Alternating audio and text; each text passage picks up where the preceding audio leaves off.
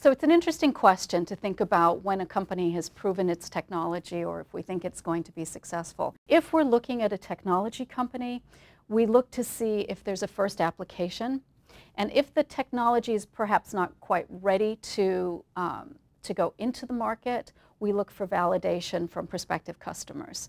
Customers that are smarter than we are about the application of the product, and we look for their endorsement. And if we see endorsement from a number of different prospective customers, then that's generally a signal to us that we should look seriously at the company. You know, one of the things that's difficult and frustrating working with startups sometimes is when they come in with a technology but not a business. Right? So first and foremost, we need to see a business. I mean, you could have the best technology in the world, but if you can't convince me that A, there's a market opportunity for it, and B, you know how to go after that market opportunity, then it's just not an investable idea. It doesn't matter how great the technology is. And so I think the two things, from my perspective, that I see most often that make me hit my head on the wall are companies that come in without a go-to-market strategy, where they have no idea how they're going to sell the product, or how they're going to make the industry aware of the product. We frequently see there's just the magic bullet that says viral marketing. Well, you know, what does that really realistically mean? And how do you measure that? And then the other piece is a fear of the financials.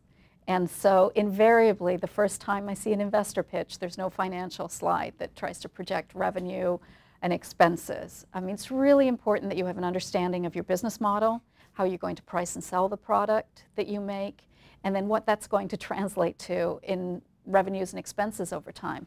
And understand that when we look at your financials, we're not asking you to cast something in stone, because if you've not entered the market, you really don't know, right? It's your best estimate. But what we're looking for is, what are the assumptions around those estimates? So that when we start to work with you, we can test whether those assumptions make sense or not. And so I think it's really important to have those down and to have those assumptions thought out.